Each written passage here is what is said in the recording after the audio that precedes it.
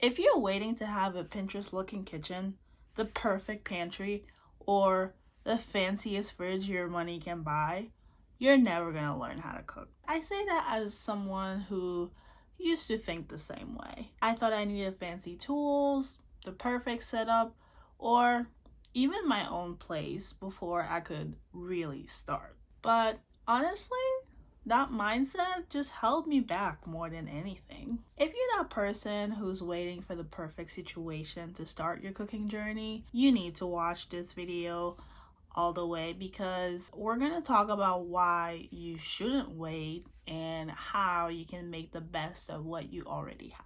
So let's get into it. This is where I cook. It's not fancy, it's not staged, and most importantly, it's not even mine. Not only this is not my own house, I also share this space with roommates. When I first moved here, it took me months before I started using the kitchen. Not only that, I was barely using the fridge because I thought that sharing a fridge with other people meant that I couldn't store food for more than 2 days. Looking back now, I realize how silly that sounds. I would scroll Pinterest thinking that I would start cooking when I have my perfect kitchen. You know, spotless countertop, a giant pantry, and fancy appliances. Meanwhile, I was draining my bank account on takeout because, y'all girls still had to eat. Then one day it hit me. I'm literally already paying for this place, so why not make the best of it? Even though it wasn't the best situation, I started. And oh boy, am I glad I did. I've learned so many new recipes and I've gotten so good at meal prepping and organizing my food that it even helped me financially.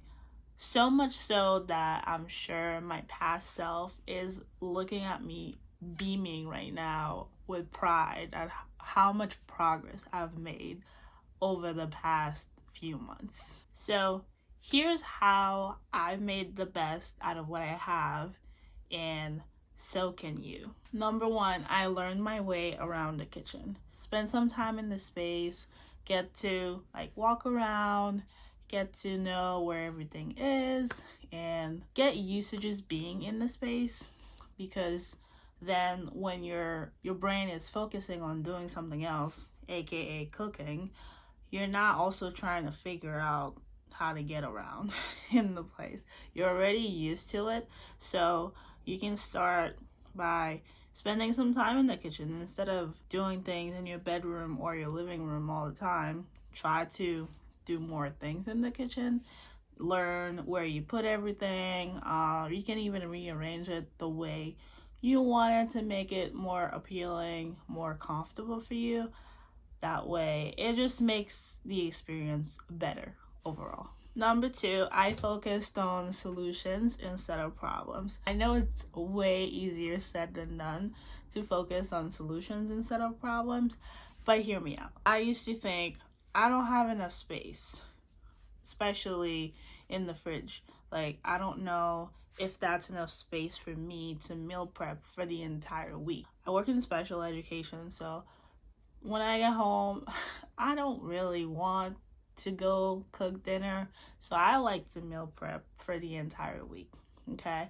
And I used to think that because I share the fridge with other people, that's not enough space for me to meal prep the way I wanted. I shifted my mindset from thinking that to how can I make everything fit in the space that I do have.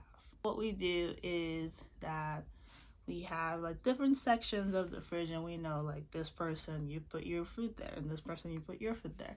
So I bought meal prep containers and I learned how to arrange them in such a way to make everything fit. If you see right here, I already meal prep for the week and everything fits perfectly.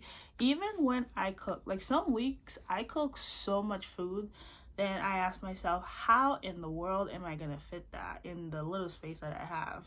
And somehow I always find a way to make it work. That's one example of focusing on solutions rather than the problem. Number 3, I showed appreciation for what I have, even if it's not much to some people, because I know how hard I've worked to get to where I am today. I feel like sometimes people aren't able to make the most out of what they have because they lack appreciation for what they do have. Not saying that they don't appreciate it, but maybe they don't appreciate it enough. I didn't grow up in the state.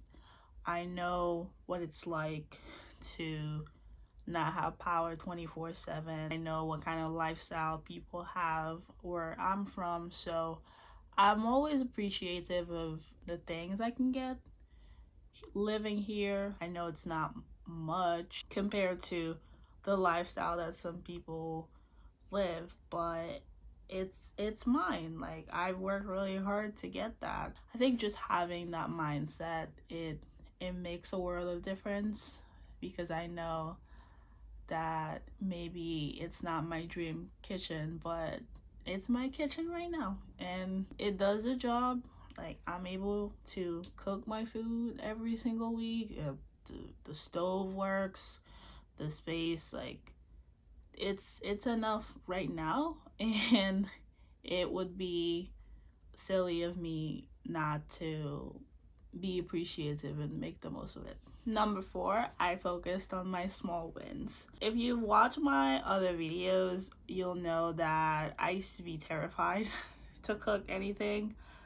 Growing up, I didn't even want to be in the kitchen in the first place. I don't know, I was anxious, I was overwhelmed. I had this final destination type of fear where I thought that the propane tank would just explode in my face if I just it's a whole thing, okay? Let me not get into it. Whenever I made a meal for the first time, or I did something that I wasn't able to do before, I celebrated that. I'm talking taking a picture, sending it to my mom, sending it to my friends, and showing them and saying, hey, like, look what I made today. And I'm really proud. And just, even if I don't end up sending it to someone, just documenting that for myself so I can look back to it and be like, oh, remember you used to be scared to do this, and now look at you, girl. I think celebrating small wins, it's really important, because life goes by really, really fast. And I think we're always chasing the next thing. We're always like waiting to see what's to come tomorrow, or what can I do next, that we don't really take the time to appreciate the small little moments that we have. I sometimes journal. So looking back to those things, it's like I can't recognize that version of myself, the things that I see on paper. I can't believe that I used to say things like that. So I think it's the same thing when you're documenting your journey in the kitchen, writing things down, and then you look back to it weeks, months, years later, and you realize how much progress you've made because it's on paper. It's not just lost in your brain. You're reading it, and then it hits, and you're like, oh. It's like a aha moment.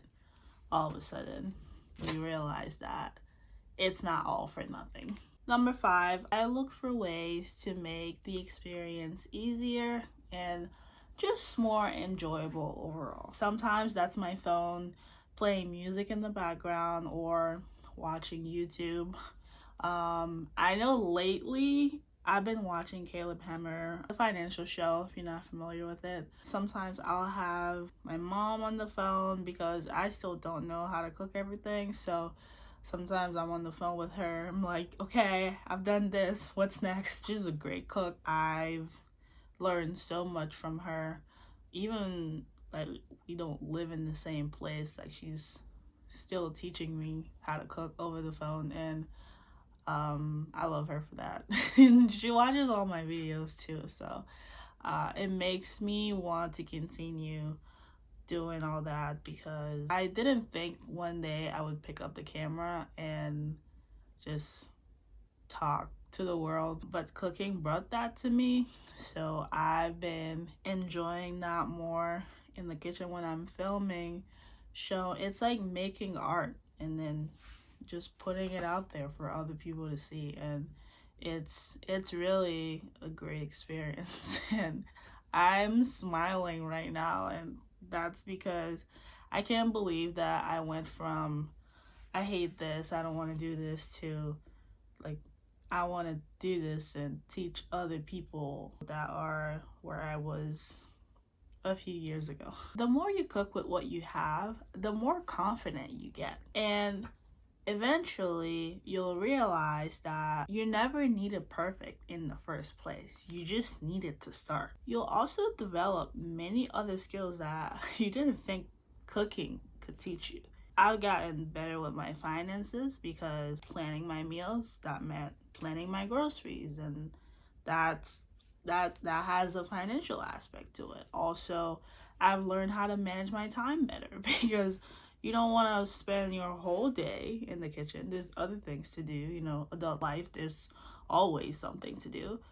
But it's not just about things that you have to do, it's also about things that you want to do. Making time for a social life, making time to have fun, making time to get to know yourself and, your hobbies and stuff. You'll pick up on many other skills just from trying that one thing that you were dreading. How cool is that? So don't wait for the perfect situation. Start with what you have right now and make the best of it. When you do get that dream kitchen of yours, you'll know exactly what to do with it. Comment below, I'm starting with what I have now, to let me know that you're no longer gonna let perfectionism hold you back. And let's encourage each other in the comment section below. Thank you for watching, and I can't wait to see y'all's progress. Bye for now.